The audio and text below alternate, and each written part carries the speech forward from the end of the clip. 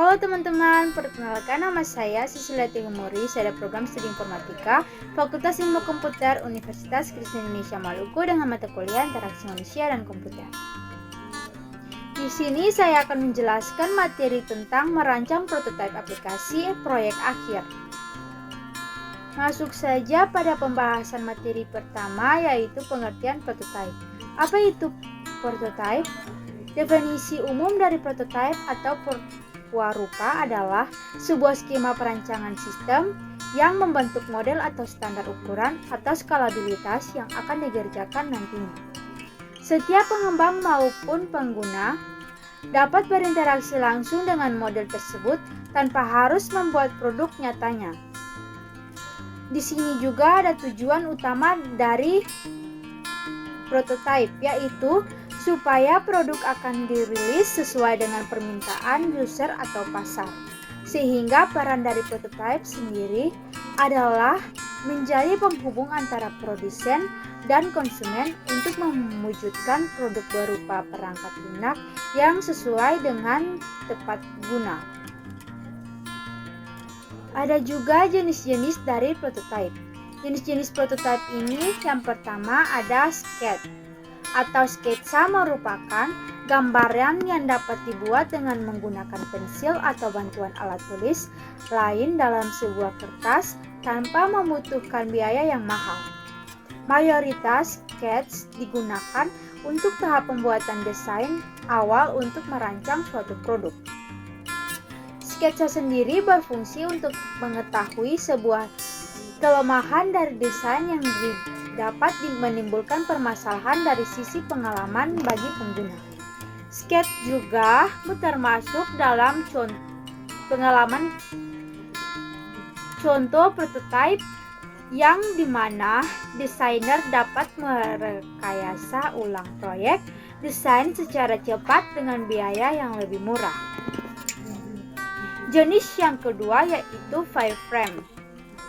Wireframe ini merupakan konsep yang berpusat pada penyusunan tata letak desain dan di dalamnya terdapat unsur elemen berupa konten. Sebagai besar, wireframe ini menggunakan skala berwarna abu-abu dan hitam. Jenis yang ketiga yaitu mockup. Jenis ini yang terakhir adalah mockup, yaitu desain yang sepenuhnya dibuat berdasarkan kombinasi warna, tata letak, tipografi, typografi, dan konten di dalamnya. Mockup sendiri dapat mempresentasikan produk akhir secara lebih jelas dan tampak nyata. Mockup juga termasuk ke dalam big fidelity, di mana proses pembuatan akan memakan waktu lebih lama daripada kedua jenis sebelumnya. Namun, hasil yang diperoleh dari spesifikasi untuk dapat memberikan kontrol produk yang mendekati kebutuhan user. Pembahasan berikut mengenai metode prototype. Melakukan pengumpulan informasi dan observasi awal. Yang kedua, membuat prototipe berdasarkan hasil analisa yang diperoleh. Yang ketiga, melaksanakan proses evaluasi terhadap prototipe yang berhasil dibuat. Yang keempat, melakukan pengajian atau testing terhadap produk prototipe yang telah dibuat.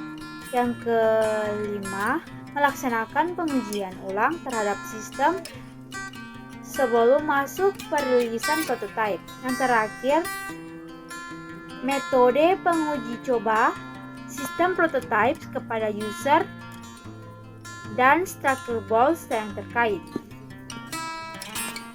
Pembahasan berikut mengenai manfaat dari adanya prototipe. Manfaat yang pertama, mampu mengetahui kebutuhan pengguna lebih awal. Manfaat yang pertama ini, dengan penerapan prototipe, maka tim pengembangan dan desainer mampu mengetahui apa saja prioritas kebutuhan dari user agar menciptakan produk yang lebih sesuai, sehingga proses pengembangan lebih cepat dan dapat menyesuaikan deadline yang diberikan oleh klien. Yang kedua, manfaat dapat menghemat biaya pengembangan produk. Keuntungan yang kedua ini mampu menghemat dan mengurangi biaya pengembangan seminimal mungkin, sehingga alokasi pendanaan dapat digunakan untuk kebutuhan yang lain. Manfaat yang ketiga, mendapat gambaran secara lebih konkret. Manfaat yang terakhir ini, dengan adanya prototipe, maka memberikan gambaran yang lebih nyata dan konkret dengan membuat tampilan sketsa baik secara low maupun high fidelity. Di sini juga terdapat pembahasan contoh pembuatan produk prototipe. Contoh yang pertama yaitu paper prototype, merupakan contoh desain yang dibuat dengan bantuan media kertas dan alat tulis seperti pensil atau ballpoint secara sederhana.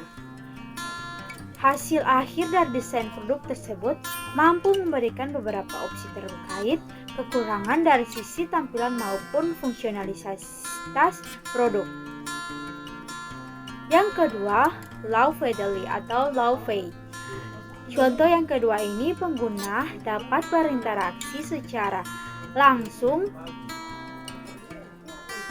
dengan desain, namun tampilan yang diberikan masih berupa sketsa dengan dominan warna hitam atau abu-abu saja. Namun juga sudah dapat memberikan gambaran terkait jalannya proses interaksi melalui beberapa elemen yang ditampilkan. Contoh yang ketiga, high fidelity atau hi-fi. Untuk contoh yang terakhir, merupakan desain dengan tampilan visual yang lebih kompleks, dapat mempresentasikan produk dari sisi dengan memadukan pengalaman pengguna yang lebih nyaman dan baik. Contoh yang terakhir, HTML prototype. Untuk metode ini terbilang cukup rumit dibandingkan dengan ketiga metode sebelumnya. Dikarenakan prototipe jenis ini diperuntukkan untuk desainer yang memiliki kemampuan dan pemahaman lebih terkait coding dan pembahasan program. Ya, referensi sekian dan terima kasih.